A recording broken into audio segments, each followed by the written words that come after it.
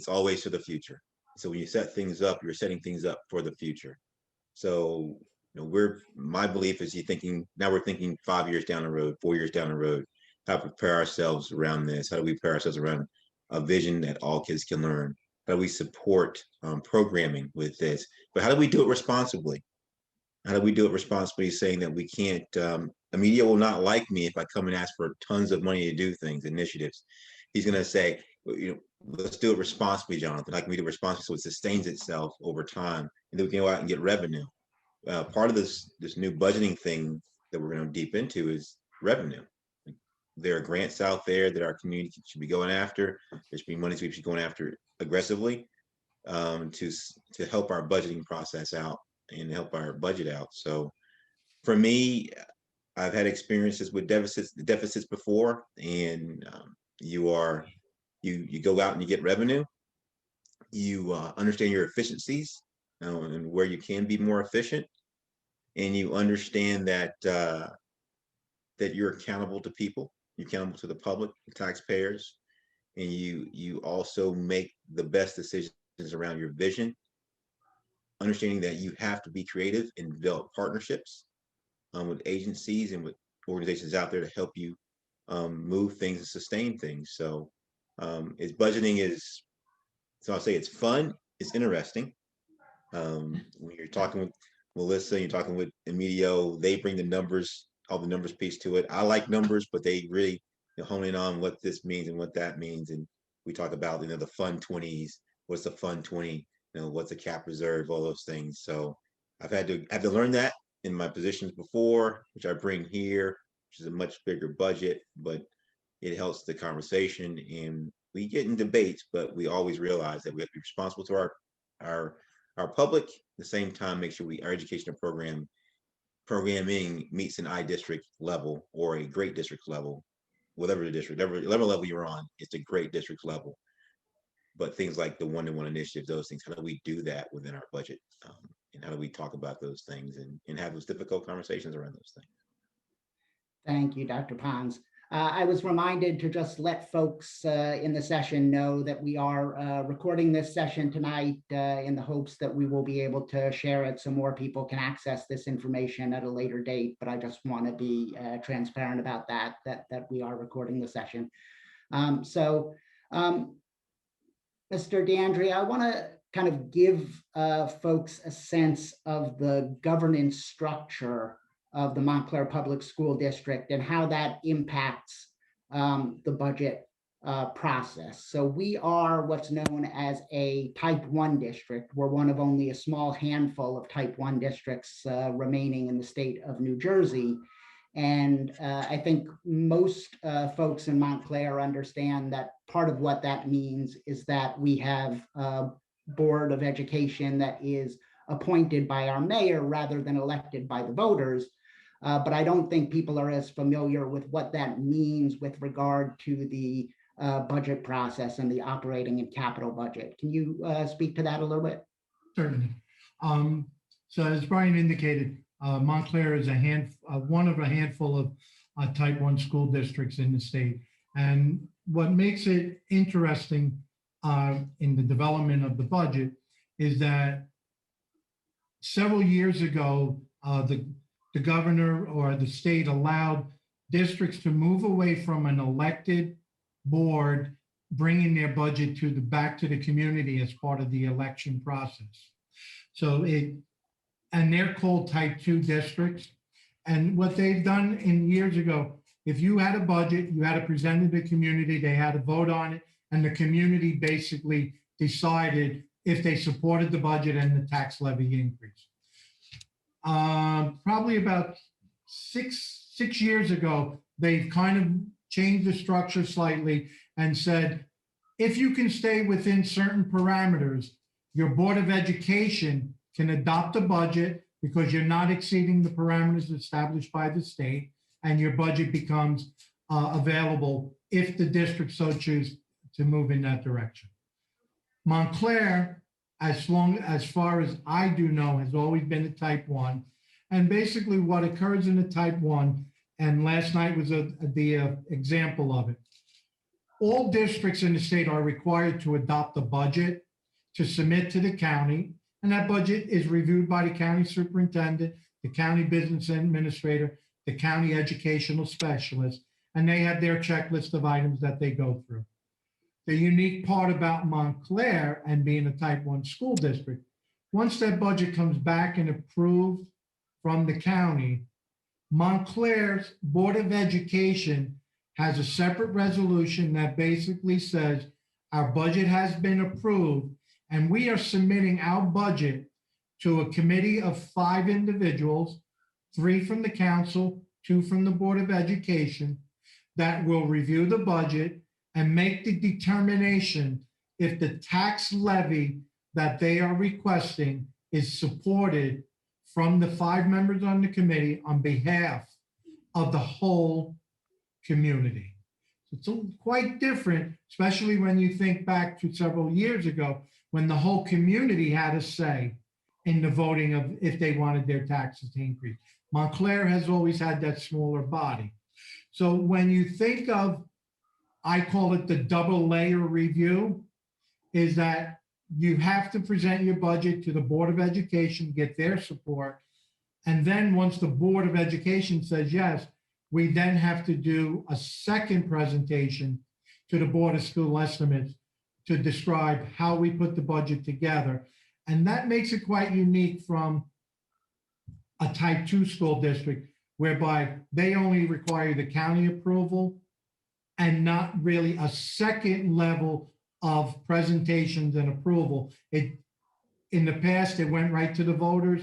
Now, generally, if it comes back from the county, the board supports it and it moves forward. So hopefully that's a quick synopsis of the difference between type 1 and type 2. Right. So, at last night's Board of Education meeting, you talked about the budget essentially still being a work in progress, even though the Board of Education had to pass a tentative budget for submission for county review last night. So what do you mean when you say that it's still a work in progress? There can still be adjustments to revenues and expenditures? Yes, and what can transpire, and then we submitted our budget today, and I was dropping off the paperwork, and the county business administrator was already reviewing and had questions. And some question, why was this not in there? And we agreed that, okay, based on your review, if you feel there are changes, we'll do it at the budget adoption before it gets sent to the Board of School Estimates. And again, every budget is a moving target. And I always like to share with individuals, you have to be mindful. Our budget season and process starts late October. So as district administrators, district leaders, working with our staff, we had to start working together in October and November of 2020 and try to work together to determine monies, services, and programs that will sustain the school district through June of 22.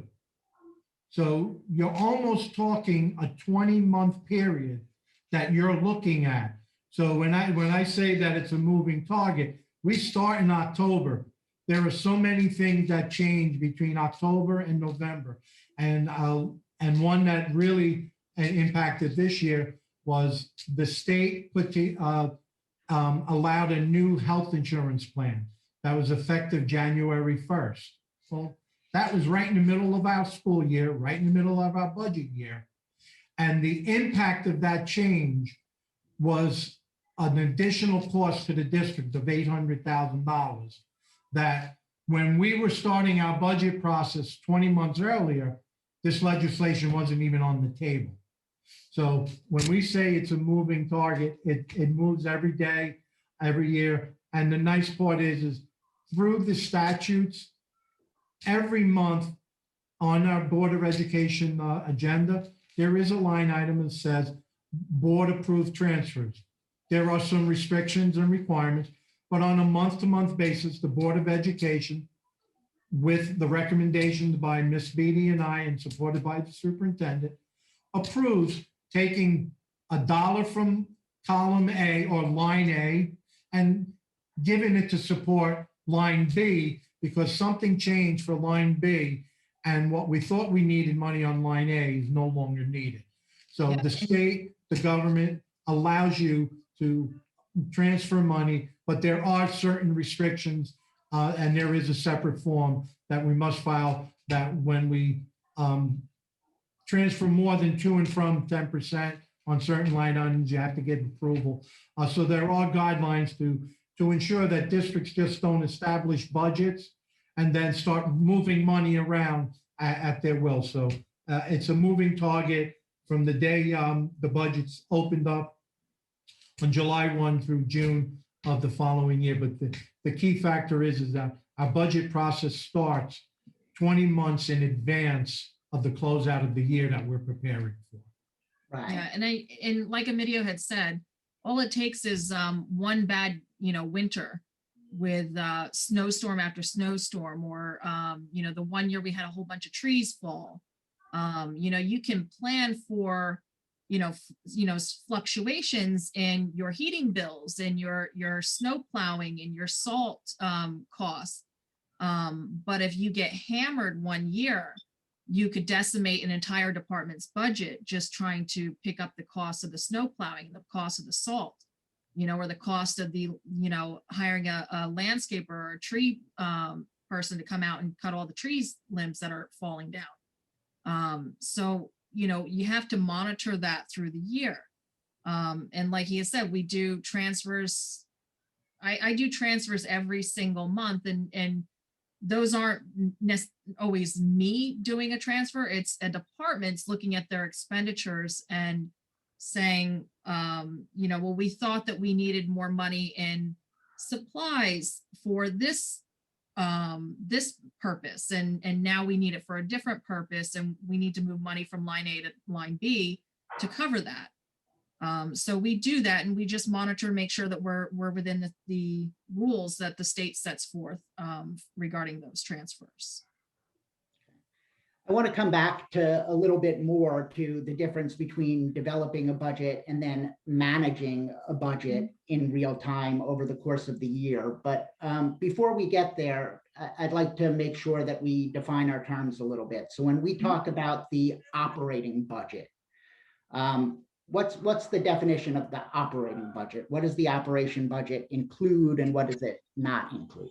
Yeah, Melissa, I'll let you have fun with this one. Yeah, so the operating budget is what basically pays for the education of your students, okay? It pays the salaries, it pays the benefits, it pays for the supplies in the classroom, it pays for, the maintenance of the buildings, the transportation, all of that. And it's funded with taxpayer dollars primarily. Okay, I mean, there's a small amount of money that comes in from the state, as you had seen in the presentation, hopefully last night. There's a small amount of money that comes in from the state. There's a small amount of money that we get, there you go, from miscellaneous revenue and tuition and whatnot, but that all fluctuates. So that, the tuition revenue can fluctuate. We have somebody who wants to send their student to our school because we have a special education program that would meet their students' needs, but their school doesn't have it. That may work this year, and then the next year they move out of state and we don't have that tuition revenue. Miscellaneous revenue is primarily interest revenue and a few other things like rental of our buildings, rentals of our fields. Well, that was all good and well until COVID hit, and now we're not renting out the buildings, and the fields are hopefully going to get rented out, but not the buildings. So we're losing some money there. The market took a turn, so we're losing interest revenue. So, the operating budget is primarily funded with taxpayer dollars and state aid and a small other piece, and that funds the operations. The other budgets within our finances are special revenue fund. Special revenue fund is our grants, our donations. So if the PTA makes a donation to Hillside School to put in new auditorium lighting or something else in the school, if they choose to do that, we bring that in as a special revenue fund or a Fund 20. donation. If the state has restrictions on what the money can be used for. So if you look on what Brian had pulled up here, we have unrestricted miscellaneous revenues. We have categorical aids, transportation aids, special education aids, security aid. Those are aids in the general fund, in Fund 10, that's operational, our operational budget. When it's in Fund 20, it's considered a restricted grant, and it has to be used for a certain purpose. You can't use it to fund education that you are statutorily required to provide. So when we have our Title I grant money, we can't put a teacher in the classroom because we didn't have the money in the budget to pay for that teacher. That's, that we just can't do that. What we could do is pay for the after school programs that we typically pay for, or pay for something in addition to what we would maybe potentially do. IDEA grant monies also flow through that. So we pay for out of district tuitions, we pay for our extended school year programs with that money. But the operations is mostly tax dollars, and the special revenue fund is all grants and donations from various organizations like the MFEE or the PTA. And then we have our capital, and capital is considered Fund 30. Capital is only projects that would be worked on the buildings or the grounds, or we have two funds. If you look at our board secretary's report, one is Fund 30 and one is Fund 31. In our audit, they're really considered one fund. It's Fund 30. And Fund 30, we've segregated them internally here because Fund 30 is our taxpayer ordinances. So the township issues an ordinance to pay for our capital projects. And those projects are going to be supported by the town in full. And therefore, we don't want to mix those up with projects that we're going to fund maybe with capital reserve monies, or we're going to fund with, right now we're doing an ESIP. So we did a lease purchase. So that is in Fund 31. That's not going to be a township ordinance. So that's in Fund 31. So we separated those, but in reality, those are really Fund 30 in total. Both of those are considered Fund 30 in capital. Those are our funds in Montclair. We only have 3. Most schools have 4 because they have debt service. Montclair being a type 1 school district, we do not issue debt on our books. The township issues debt on our behalf, and that would be the township ordinances. Typically, you issue debt to fund your capital projects. In a type 2 school district. In a type 1, the township issues it and takes on that debt for us. Okay. Thank you. So, I know one of the things that, having been an auditor for many years, that the auditors talk about with regard to those supplemental grant funds, those restricted grant funds, is that they are required to supplement, not supplant the basic educational program of the school district. So when we talk about our operating budget, essentially every dollar in the operating budget is green, and we can attach it to any of our expenditures. But in these special funds, we have to be able to demonstrate that they were attached to allowable expenditures and that they supplemented the basic program. Yeah, and there's a lot of rules on them as to how you can spend them. We had the CARES Act money that came in this year, and a lot of that CARES Act money was, while it was restricted, it was less restrictive, I guess you'd say, than a grant would typically be, because it was basically any kind of custodial, PPE, technology, we could purchase. Whereas typically you would buy that in your operating budget, but because of the circumstances this year, they were like, you need to buy extra of this and extra of that. So, use the CARES Act money for that. So that's what we did. We used a lot of it. So that's the revenue side of the operating budget. I just want to quickly share the pie chart for the appropriations side of the operating budget. So you can kind of summarize quickly, because I know this is something a lot of people have seen before, what types of expenditures are covered within the operating budget. Mm-hmm. Yeah, so in the salaries is obviously all contractual salaries as well as overtime.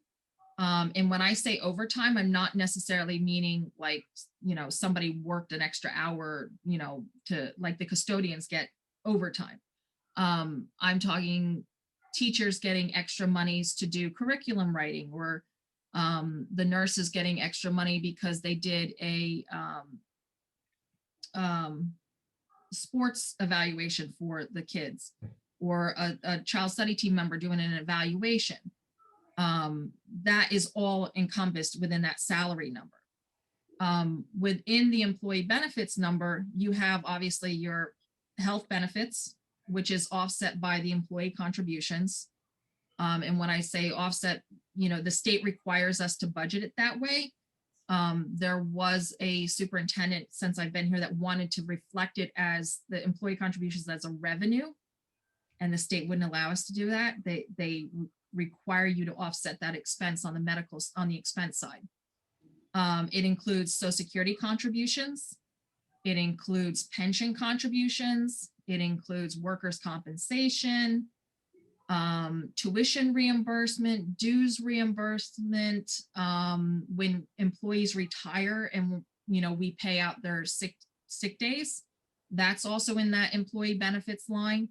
So that is all encompassed within that number.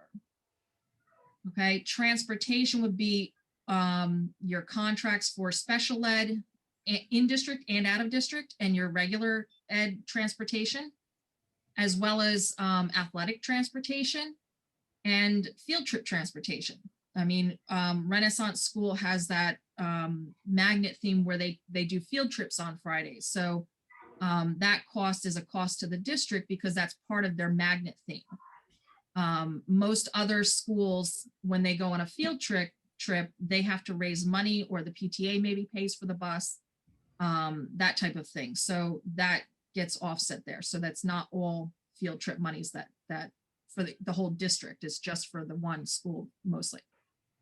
Tuition is out of district tuition for special education students as well as regular education students. We have a couple of kids that may go to the VOTEC. A couple of kids we have doing a special program at Montclair State where they're earning some, I believe they're earning college credits at Montclair State. What was the other one? Vocational, I think that's it. And then we had plant operations and maintenance, which is all of the maintenance and the custodial aspect, as well as the grounds and the security of the buildings. Okay. Student support services is a big topic. That one is attendance and social work, health services. So like the nurses, it's extraordinary services. So like when we have kids out of district and they need a one-to-one aid, or if they need a one-to-one nurse, or if they need something that's above and beyond, that's where that would be. We have child study team costs. So costs of their various guidelines that they have to go by.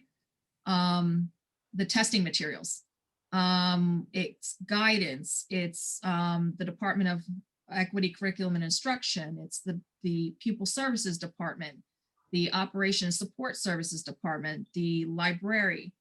That's all within that student support services number. And then instructional materials and textbooks is, classroom materials and supplies. And then we have that other category. And that other category is every other thing. And that could be, the postage machine. It could be the copiers. It's the printers in the district. We have a print maintenance contract that helps support the, us having printers in our buildings and in our offices. It's every other thing in the district beyond what was already listed. And to separate that out into individual slides, pie slices on this chart, it would be an explosion of a pie chart, just an massive explosion, because it's so small, all the other little categories, that it's just not, it wouldn't have been, if it would be more confusing than anything else. And the key component if during the presentations is that when you really think of a school budget, that 63 plus the 17, that's basically staffing and your employee benefit. And I can share with you from my years of experience, that is very much consistent through so many districts, except maybe some of your very small districts, but 80, high 70s to mid 80s is a very consistent number in most of your school districts that you would see. Thank you. So let me get to one area that I know has caused a lot of confusion for the public, and that's how does your spending against this year's budget impact next year's budget? For example, there was a question asked last night. It looks like you may have $2.9 million of surplus at the end of the year in your transportation line. Why can't we use that 2.9 million to support the fiscal year 21-22 budget? Okay, so yes, that is a true statement. The concern is that number, and because we're a governmental agency, we're allowed to record our books slightly different. And when I say slightly different in that, what we do is when we know that there is an expenditure known, we book that expenditure at the time that it's known. So when in the one that you're referencing is that at the beginning of the year, and I'm going to use round numbers, at the beginning of the year, we anticipated needing $3 million for transportation. Well, because of COVID-19 and because of this pandemic and staying virtual, we haven't needed to use that money. So yes, we have money left over. The unfortunate part is that any money budgeted in any given year can only be allocated and used in that given year. You just can't say, oh, I didn't use it today. Let me take today's money and use it tomorrow. And then what happens? You use today's money for next year's, and then you're short the following year because you use money from 2 years prior to help you support. So the money has to stay within the budget year you use, except for a small piece at the end of the year, and what it's called is encumbrances. And basically what an encumbrance is that items that the board or the school districts has committed that they wanted to purchase, but just had not arrived by June 30th when your books close. I can share with you, I'm a stickler for that because I really feel that by June 30th, that number that's rolling into the following year should not be that great, except if you have some big contracts out there for construction. So you just can't take money and say, I'm going to take this year's money and use it next year. What you do is the money that you do not spend out of this year's budget, plus any additional revenues you receive above and beyond what you anticipated when you balance your budget. I call it falls into your savings account. So now you can look forward to, as Dr. Pond said, your future. And you don't want to take, if you know that you got $100 in your savings account, you really don't want to take the $100 out and say, you know what, I'm going to take the $100 that I saved and I'm going to use it all next year. And I don't want to save anything for the rainy day.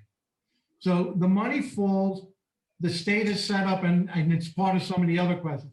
The state says, we recommend that you try to keep 2% of your expenditures in a reserve for that rainy day. So Melissa and I have discussed this in that when the board has, in the last few years, we've now, with Melissa and I, and even prior, we've tried to say on an annual basis, let's take a small portion of our money that we save to help with the tax levy burden so that it's not all on them. But you can't take too much out, because if you take way too much out, the following year, the tax burden then hits. So we've been good. We're now up to, we've been consistent with 2 million. We kind of felt comfortable that 2.5 can be used next year, knowing that we're going to have some additional revenues and not additional revenue, additional expenditures fall to our savings account. So we felt comfortable in saying, let's use a little bit extra, but not so much that we have to find $3 million for the 22-23 budget year. So we're being very conscious in how we're using those funds and not just taking a one-year windfall and applying it. So it falls, it goes into your savings account, but being prudent, we don't want to use every single penny that's in our savings account to support the budget, because all we did, and it's a term people may have heard, we just kicked the can down the road. And unfortunately, this year with the budget we developed, that can has really no other place to go. Right. So that savings account that you talk about, that's what's called the fund balance in the audit report, right? And the Yeah, fund it's balance, the unassigned balance there in that first column. It says general fund, that Yeah. 2.9 million. That would be the savings account. Anything that's above the 2% that the state allows us to keep falls into what's a couple lines up is excess surplus. And that is what we must give back to the taxpayers on the next budget that we develop. Right. So, and by give back, I mean, we must use it. We must utilize it as our fund balance contribution towards the revenue side of the budget. but when you say in the next budget, so the money that is going into any excess surplus feeding the 21-22 budget was generated at the end, not of this year, not surplus from this year, but surplus from last year. Correct. So this is 2019's audit. So that excess surplus for subsequent years expenditures, that's what we would use in 1920. And then the line above it is and that's what we generated the year before in the 2018 audit. And then what we generated in 2019 was the $260,000, and that's going to be used in 2021. So that's the year we're in now. Right. Sorry, school years. I've been in this We're in business 3 for a different long years. time, and I still get my years mixed up. And just to comment so everyone understands the excess surplus calculation. And that's back to what we indicated. The state recommends that you try to keep 2% of your expenditures in your savings account. So at the end of a school year, if you've been able to maintain your revenues, maintain your expenditures, and you find out that, wow, we were able to get to our 2%, and then we still had some left over, the state requires you, as we're saying, you must set that money aside for tax relief in the following cycles of budget planning. So it's really a good safeguard to try and get you to that point. I can share that we know that this year that number is up slightly, but that's a good thing because we're not drawing out of our savings account below that 2%. So the safeguard is a pretty good safeguard for district to say, please maintain at least 2%. And if you can generate more, you have to put it for tax relief or supplement what you're doing in the future years by a minimum amount that you exceeded. And the goal is to always try and have a little excess available so that you're maintaining that savings account at that number. And so to take it back to the example, I guess, of the this year's transportation expense, if we have $3 million left at the end of the year, that's budgetary surplus that would be kind of clarified by the auditors when they audit this year. And if that exceeds the 2%, any excess would fund not the 21-22 budget that we're developing now, but the 22, subsequent 23. year's budget. So Right. that's when we would see the additional revenues from this year's savings supporting the budget, not next year, but the following year. And the state does allow you to take some of your excess money and also set it up. You see a capital reserve, a maintenance reserve. You can also allow money to go into that. And you can look at that as separate savings accounts, but they're now reserved for very specific purposes. The capital is if the board chooses not to go to the Board of School Estimates and raise taxes by issuing debt, the board can do some of their own projects. So we have money reserved for that. We have money reserved for maintenance.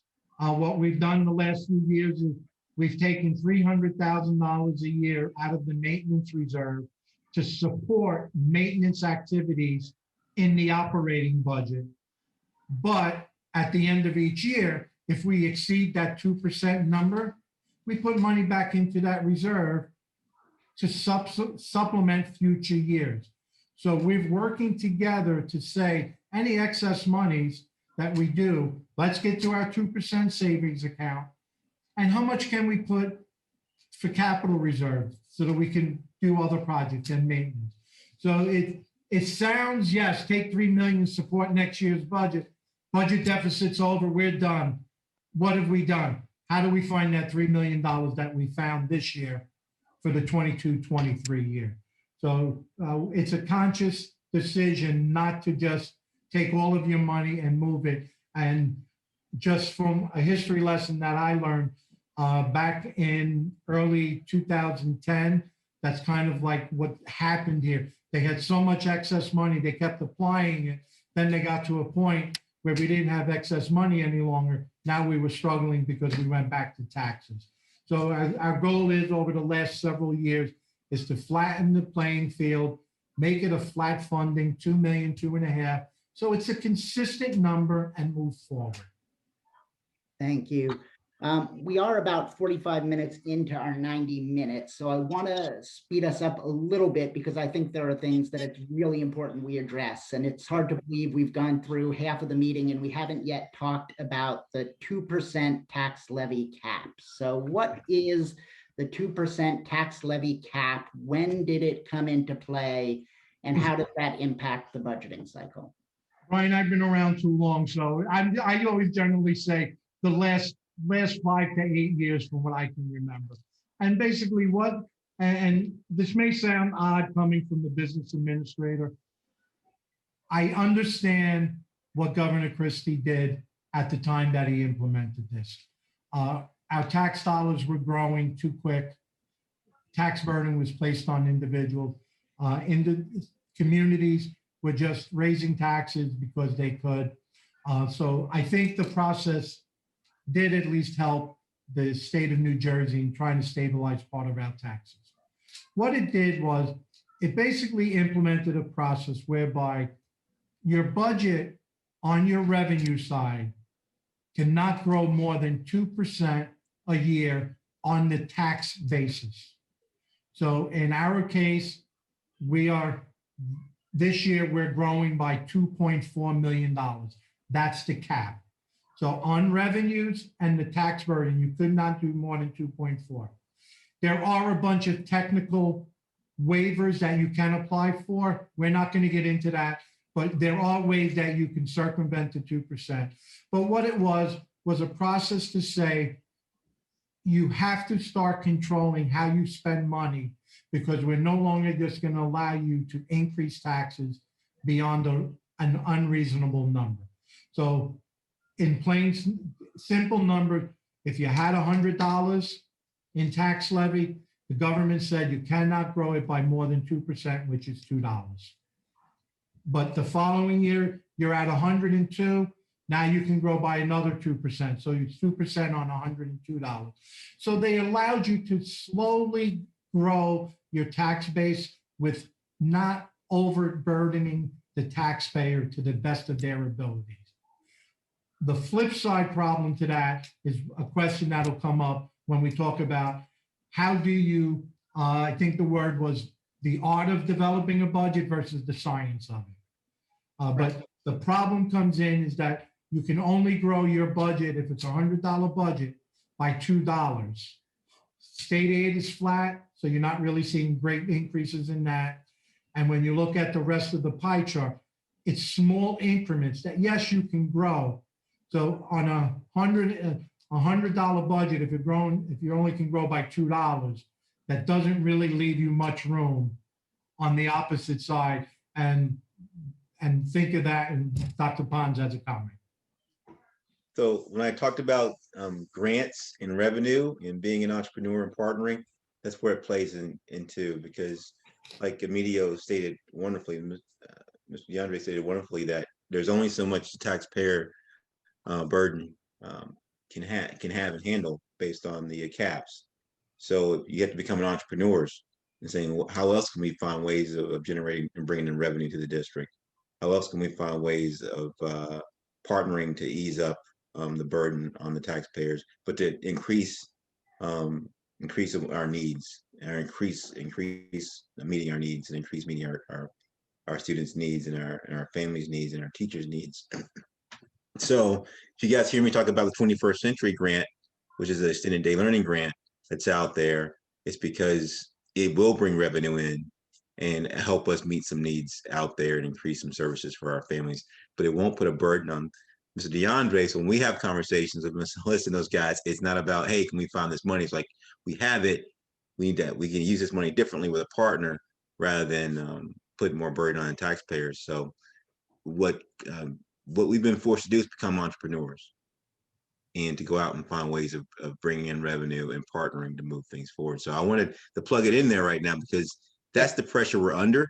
And so when Mr. DeAndre says that, and Ms. Melissa says that, my thought is, as the superintendent, how we go out and generate revenue to increase our services or enhance our services and meet our needs with our environment.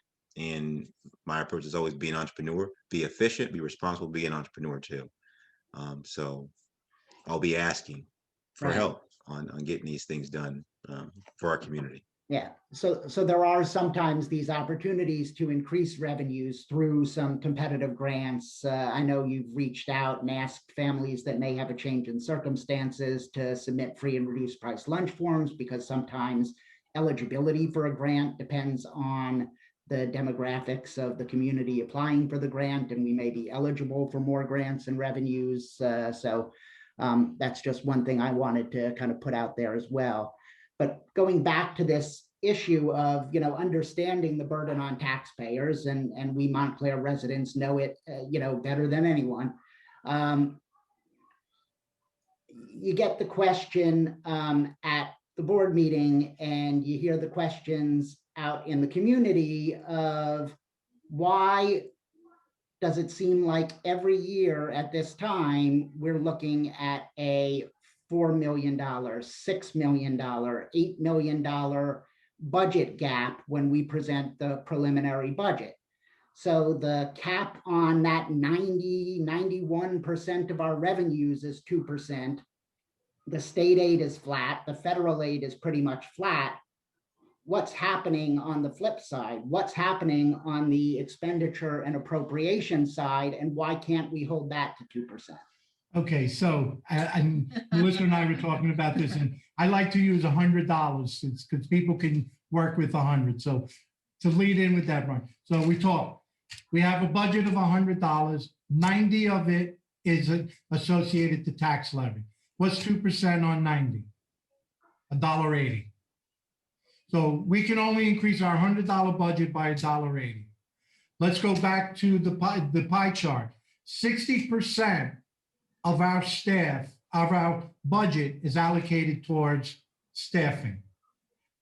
We're just, when you look at trends and analysis, it's around 3%. Brian, I'm going to test you today. What's 3% of $80 million, or 3% of 60? I'm sorry. $1.80. Yeah, thank you. He saved me. Sorry. He does that to me all the time. So we increased taxes by $1.80, and 60% of our budget has already absorbed that $1.80. We still have 40% of our budget to work on. And there's that little nice piece of that pie chart to the right there, employee benefits. Out of that 23 million, give or take 18 million of that is generally, for a district of this size, is all your employees' medical bills, medical premiums. And guess what, folks? Guess what that goes up by on an annual percentage? Roughly around 10%. So we've already absorbed the $1.80 in the increase in taxes by salaries. And we have another pot of money, 18 million, that grows by 10. So you now absorbed the other $1.80. So now you're in a deficit. And we're only at 80% of our budget. We still got to do the rest of the budget.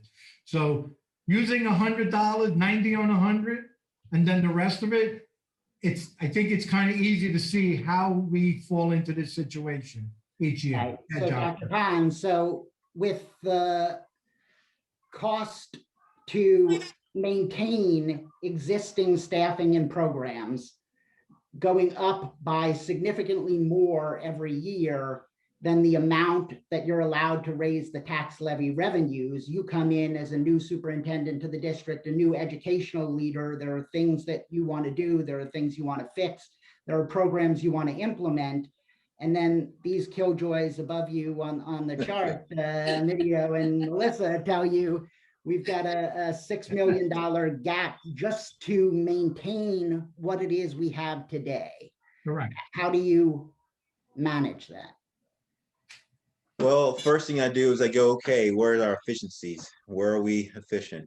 And look for those pieces. The next thing I do is you talk about where do you want to be in the next 5 years, and what's the most important to us as a community in the district. And I'm an educational person, so I believe teaching and learning is essential. I believe social emotional health is essential.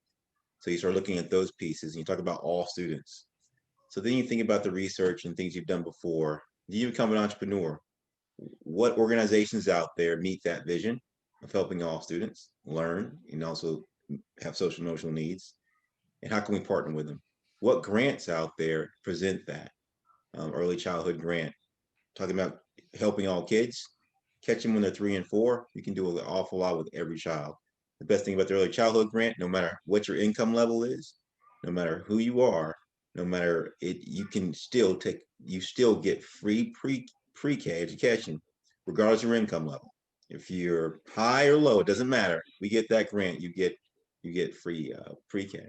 21st Century Grant, helping kids catch up, helping kids between 3 to 6 when most kids get into some social emotional issues. That grant is set aside for things like this. So I've learned in these situations, because this is not unique to Montclair. Other districts face the same thing. And over the past trend, and you tell me if I'm wrong, the past 3 or 4 years, a lot of districts have faced this, this on the brink almost. Yeah. And so I was a part of a district that was in this situation up on the brink. So I spent 2 years generating things to get us out of that situation, and to get us in a plus situation. We were gaining revenue and keeping revenue coming in. So you got to think that way. You got to be strategic and thoughtful.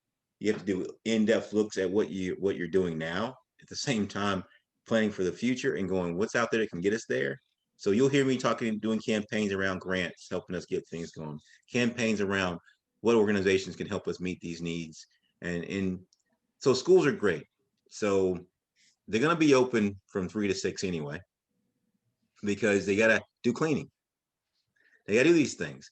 So how best to house an outside organization who can help our students in our facility to help us? And you can learn to double up on things. You learn that it's a lot of neat things you can do, but you have to be willing to be creative, be an entrepreneur, and go out and be aggressive for money. At the same time, you have to really, really, really understand your budget. and understand where your increase is coming from. Media did it great with the $100. I always say it this way: the increases you receive or percentages are gonna outgrow the money you can bring in if you just work in your tax levy. It's a simple math. It will outgrow it. No matter what size your district is, it will eventually outgrow it. When healthcare was going up 11%, now it's like 10%, but it was continually going up, and it seems to continue to go up, and it's going to be a continual trend. To think that it's going to change, or to think you're going to outfox it with your current revenue stream, it's not going to happen. You have to find grants to increase your services, same time create some savings on your revenue part. And as Medio said, when you get your savings, you have to go through a process, a full year before you can actually actualize it, but then put it in places you have to debate about it and then get voted on. Where you're going to put it, capital reserves, how's it going to work, and then explain how you're going to use it when you pull it out. So for me, the tax levy is something we want to be responsible to, and it's also something we better realize when we are working with our families, particularly now. And I see this honestly now as just a reality. What are we doing effectively, and how are we doing it? And then how does that meet our next end, our end? And one of the things I'll applaud Mr. Santagato doing was using a grant for Fairleigh Dickinson University to train teachers to meet the needs for our dyslexia problem. So a problem of meeting the needs and training someone, which would have impacted our budget, our general funds, was paid through a grant. Ms. Beatty told me, "Say, we're giving too much money back on our titles and our grants. Let's shift some of this money for consultants and helps and some of our things onto the title grant and take it out of our revenue so we can save some money there." I think it was 44,000 in our equity at a part we pulled that from. So those are the kind of things you have to do. And I've had to sit in those rooms for hours and do the Title I grant and go through those worksheets and those kind of things. What can be approved, what can't be. Go take it to the county office to get it rejected and bring it back and do it over again. I've got to go through that painstaking ordeal, and so I understand how you can use these monies to impact your general funding and save monies on it. And we're in a chance now in Montclair, and the first thing I think is a low fruit is to do that effectively with our grants. We were returning too much money on our grants back to the state. And that's what the one big thing we can just low fruit, pick that off right now. Don't do that anymore. Use all that money to support our kids and our teachers in our community. Don't give the money back. They give it to you for a reason, because if you give it back, they're going to decrease what they give to you next time. So those are the things that we're tackling, and that's Dr. Morgan's working with us on this piece, and it's something that we're really we were shocked when we first heard when we got here, but now we're working towards that, looking at all kinds of neat things we can do.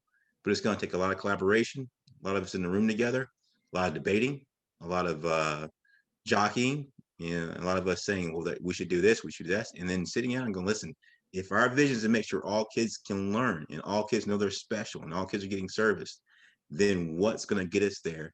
How's it going to be effective? And if this program's not working, if this program's not being effective, it's on the superintendent and our administrators to say, if it's not helping us, why are we doing it?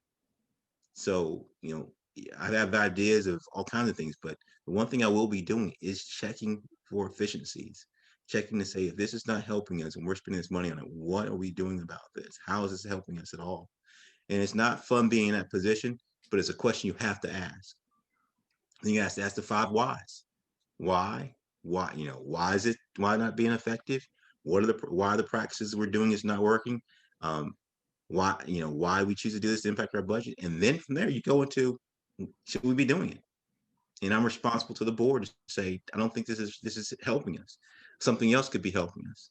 So those are some of the things you have to go through. And it's our senior staff meetings can be interesting at times, and we can debate things. And this summer's going to be interesting. This summer's going to be a lot of us in the spring, and a lot of us in the think tank, and bringing out ideas and saying, this is our future. And although I see a $6 million budget, a deficit, I want to open up Saturday school.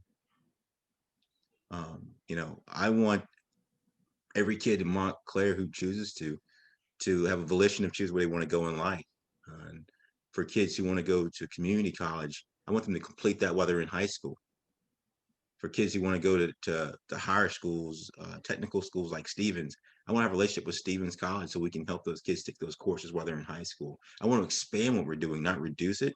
So this deficit is just something we're going to have to work through and figure these things out, but then look out to be entrepreneurs to bring in more money, partnerships to get it done. And it's been done before. We're not doing anything new out there. These are things that have been done in different places, tried and true and successful. We just have to put our heads together, focus on it, ask for help from places that have been doing successfully and get it done. So, that's my take on it. I know we've talked to a former superintendent of the year who's helping us with some of these initiatives. Met a parent tonight, know her, but she explained to me what she does around helping kids in high school get to college, asking her to be on the team and help us figure this out. And for the high school, I hear it's a program that's been there before. We want to bring it back, make it effective for our kids, and also look at programs for kids who want to go to Ivy League schools and those things. And how can we also do that? So we need to expand. This deficit's there. It's reality. We'll work through it. We'll get it done. We need to expand and increase our savings. And that's how I look at it. And it's hard. Right. Will it be easy? Will it be tough decisions? Yes. Will you make tough decisions about certain things? Absolutely. Will you be loved about them? No, I won't be. But will they be effective for kids? That's my marker on it. And I'll go Right. from there.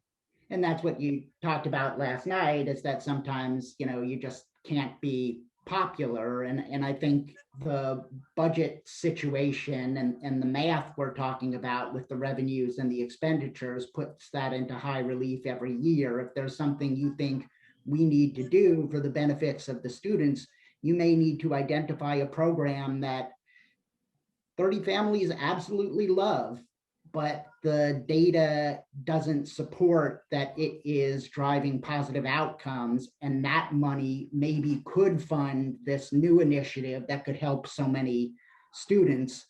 So you're sometimes in the situation of saying, I know people love this, but the data and the conversations we have suggest that it's not as effective as it needs to be. And we need the ability to do this thing over here. And on top of that, we tell people we're not taking this pie from you. We're increasing the pie. It may look different in this other program, but it's going to serve you just as well.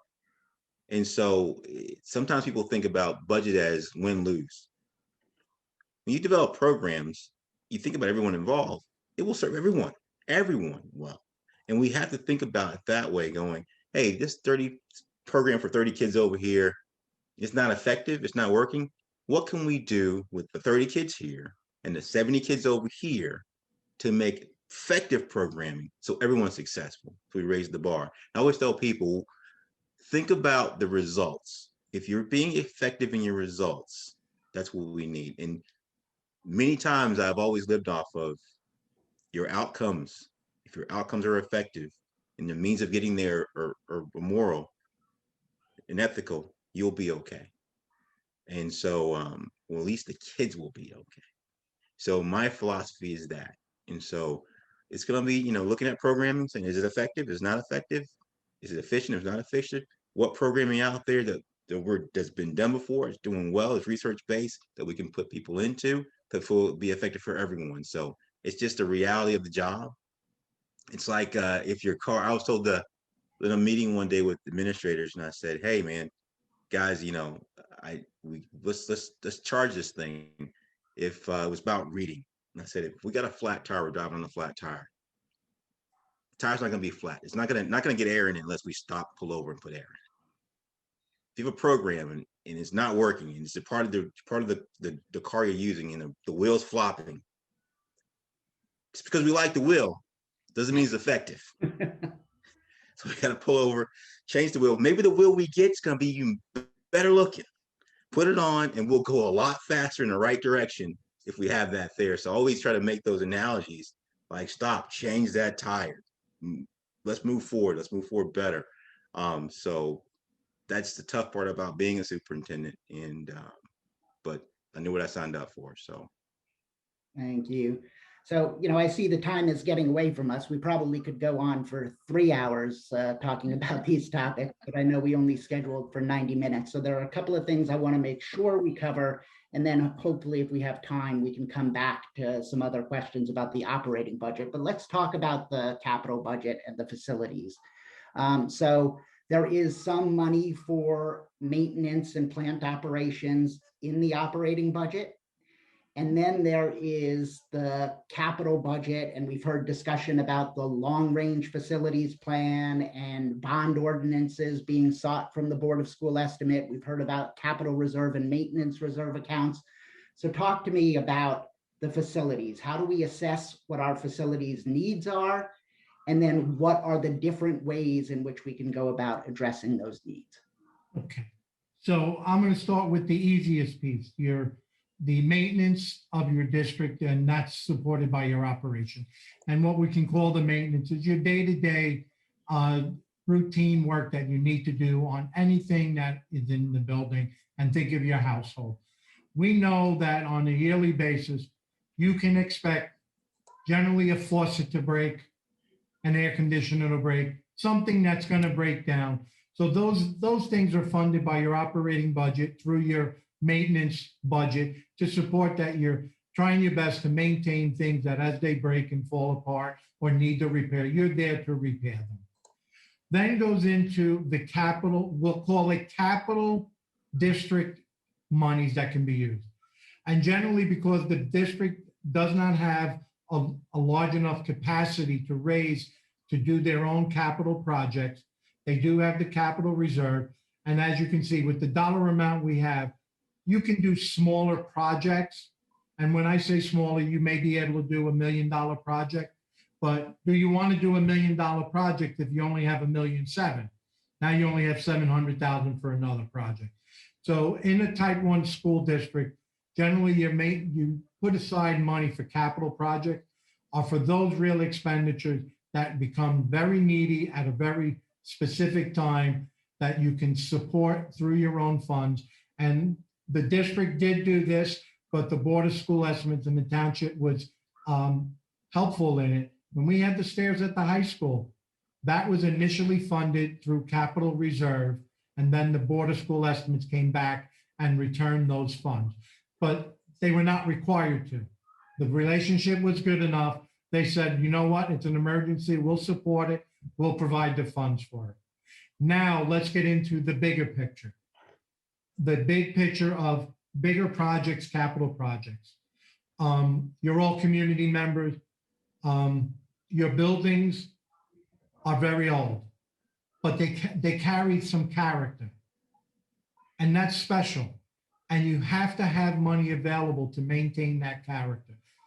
A lot of school districts don't have the character that Montclair has in their buildings, but we've gotten to the point now where there has to be a sizable investment in protecting your buildings.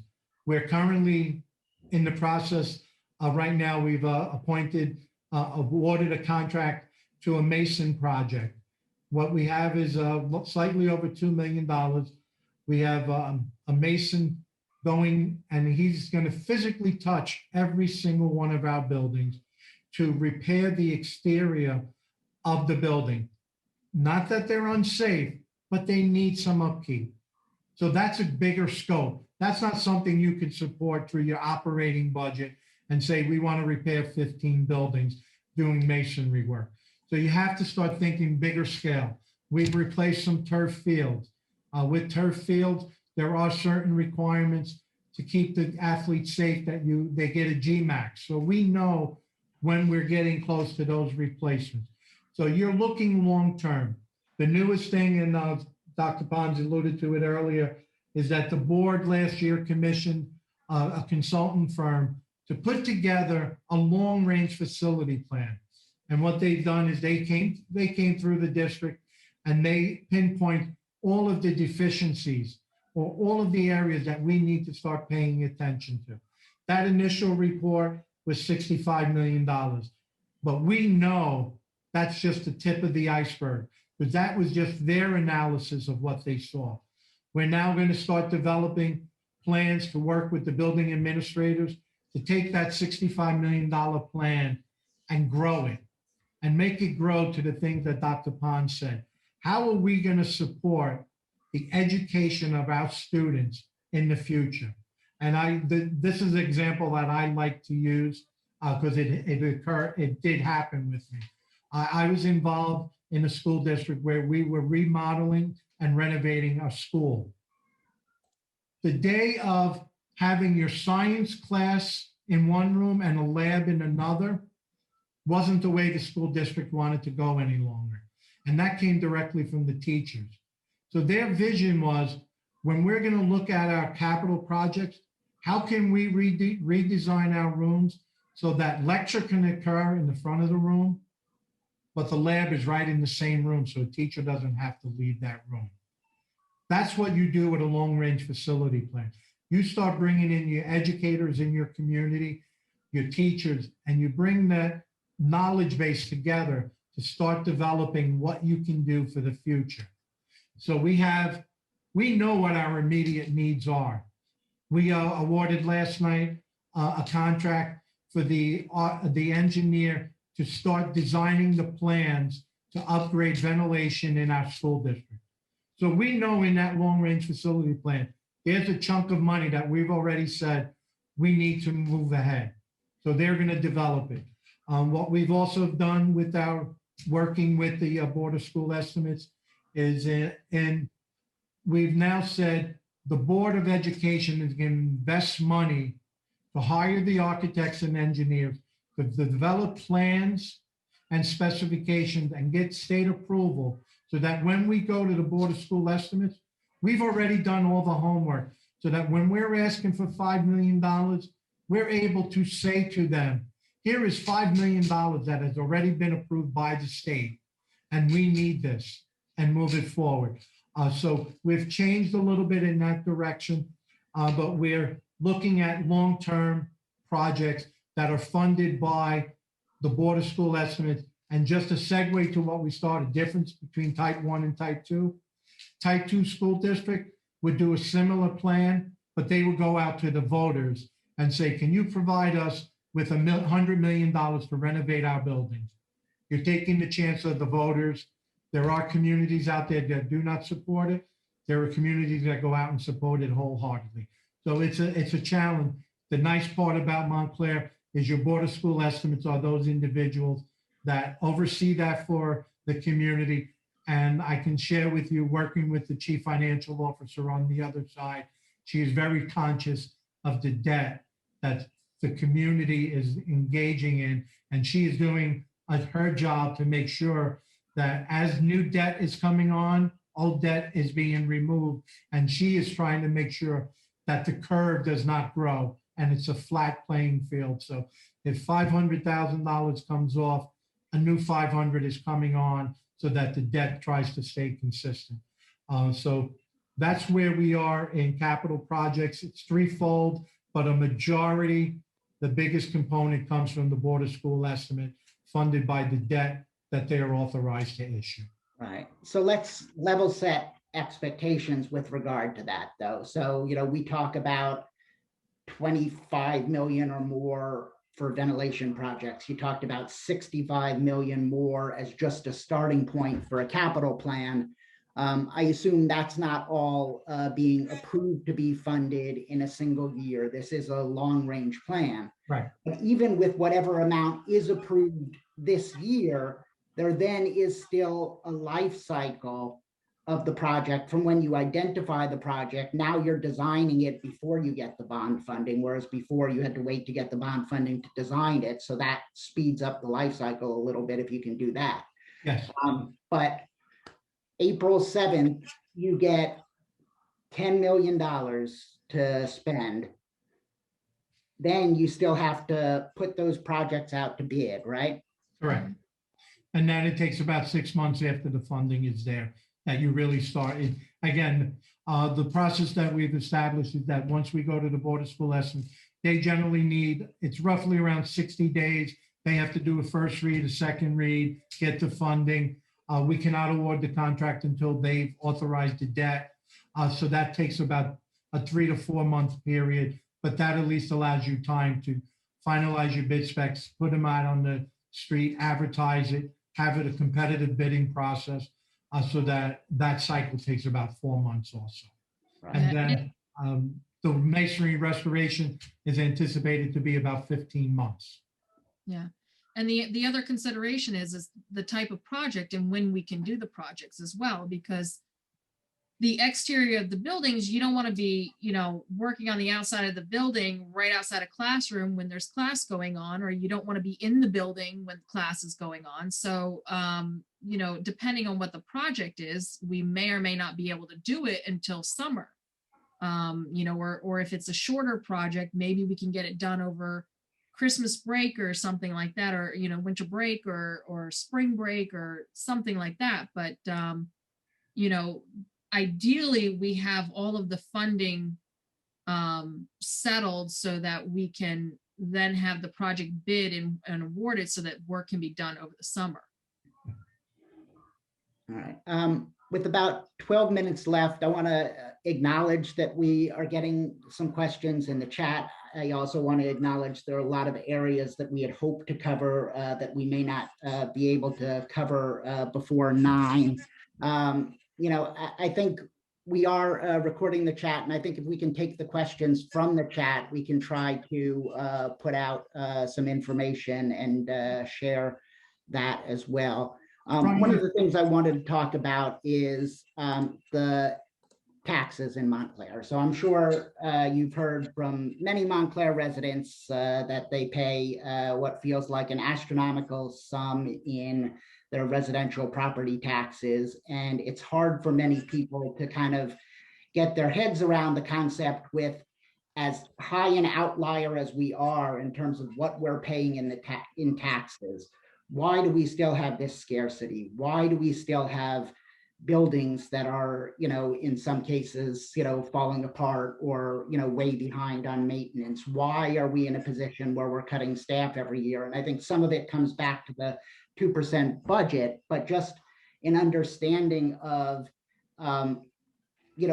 what the impact is on the tax bill and how Montclair is somewhat in a more difficult situation than other municipalities that may have large commercial property owners, malls, giant office parks, big box stores, taking on a share of that tax levy. I think comparatively, our expenditures are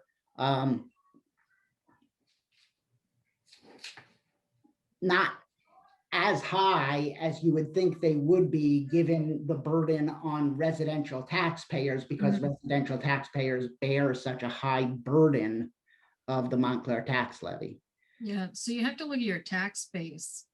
In Montclair doesn't have, it's not like Paramus, where Paramus has, a mall or like you were saying, they don't have those commercial properties, those large groups of commercial properties to offset the burden on the residential taxpayers. So the majority of the tax base is coming off from your residents. And, you can look at a property in Montclair and then compare it to a property in, say, Sussex County. The assessed values are much different, and you may have the same tax rates in both towns, but the assessed values are different. So, when you're comparing houses, I mean, the taxes are going to be higher in Montclair because of the assessed values, and the assessed values are determined based on your location and what your other ratables are in the town. So, unfortunately, that plays into it. Right. So I just want to talk about, I don't think we're going to have the opportunity to show it, and maybe we can schedule another meeting in a week or two. I know you guys are busy, but there's just so much we haven't even been able to get to. But where does the public find information about the budget, about this year's budget, about next year's budget? Where can they compare information about how Montclair spends money versus how other districts spend money? I'd like to talk a little bit about that. And first of all, I do want to talk about every month at the business meeting of the Board of Education, there is an attachment that is available on the website under agendas of the Board of Education where you can see the business reports. And those business reports include all of the transfers that the board is being asked to approve that month, moving money from line A to line B because of adjustments that Emilio and Melissa or department heads request to be made or see need to be made. There also is the opportunity for you to see, here was the initial amount budgeted in this line. Here's what the adjusted amount is after transfers. Here's how much we've spent. Here's how much we've encumbered in terms of money that we know we're going to owe. And here's how much is still available. So it's important that you know that you can access that information on the district website. Under the department's budget office, you can find all of the presentations that Emilio and Melissa present on each year's budget, not just for this year, but going back prior years, if you want to see what prior year budgets looked like and what those decisions look like, as well as the budget presentations from this year. And you can also see what is called the user-friendly budget, which is a budget format that every district is required to post on their website after the budget is approved. So the user-friendly budget you'll see is for the current year. If you look at the 2021 budget, you will find that, and you can always look at South Orange, Maplewood, you can look at West Orange, you can look at Livingston, you can look at Milburn, you go to their websites, you'll find their user-friendly budget, and you can see how Montclair compares with those districts. The state of New Jersey also publishes data on what's called the New Jersey Taxpayer's Guide to Education Spending. And we can put some of this in an FAQ and hopefully bring some of this back for a part 2. But that also allows you to see some comparisons in how Montclair is invested in staff, how Montclair is invested in administration, the ratio of teachers to administrators, the ratio of students to support staff. It's very Brian, if I could just on that, and for those, and I think Mr. Gideon, you were one that was asking about comparisons and how we match up to others. The Taxpayer's Guide is a phenomenal resource when you want to look and compare districts to districts, and that the nicest part about that the Taxpayer's Guide is that all school districts are required to report in the same format. So when the state pulls their information, whatever and I'm just using numbers, whatever we put on 11,000,211 is somewhat exactly what another school district should be using as 11,000,211. When they report their enrollment in kindergarten, first grade, the state's pulling all that information from the same places. So as Brian's saying, when you look at these the Taxpayer's Guide to Spending, it's a great resource because you get to see on a county level, why? Gee, Montclair is spending $12 per student in the classroom, but Livingston spends $22. But why is that? Why are those changes? And it gives you a sense of seeing how other districts work. So I know I use it as a valuable tool to research when we're trying to find, as Dr. Pons is indicating, some inefficiencies that may be happening. That's probably one of the first places you can look. Now, granted, a community like Livingston, they may be willing to put more money and pay higher taxes to support those programs, but you'll see that in the revenue comparison and their taxpayers. The other good resource when you're looking for analysis or historical information, and most people don't know this, but in our annual audit, which is also on the website, in the back of our audit is called the J section. And in the J section, there is 10 years of comparable information of the school district. So you can see year to year over a 10-year period, how taxes have gone up, how expenditures have gone up, and you'll get that historical information. So on our website, we're presenting the audit on the 15th. We'll hopefully have it up before or shortly thereafter. You go to the back, the J section, you'll find all statistical information over a 10-year period. Are you interested in knowing who the top 10 taxpayers are? It's in there. It shows you who is the high, and the book I have in front of me. Who is the highest top 10 in 2011? Who's the top 10 in 2020? When you look at that basis, and someone alluded to not having industry. Well, industry takes up a good piece of covering your tax bases, which Montclair has, but their industry base seems to be more real estate and apartments, not complex and corporations out there. So you have some great resources. Taxpayers Guide gives you compatible information district to district. You can sort it and look at it, but our annual audit in the back tells it. I will share with you, the J section unfortunately combines our operating fund, our special revenue fund into groupings. But if you're only interested in seeing the 1-year snapshot, go to section C of the annual audit. That is probably the most understandable part of the audit. That's the A section of the audit. That's meant for Wall Street.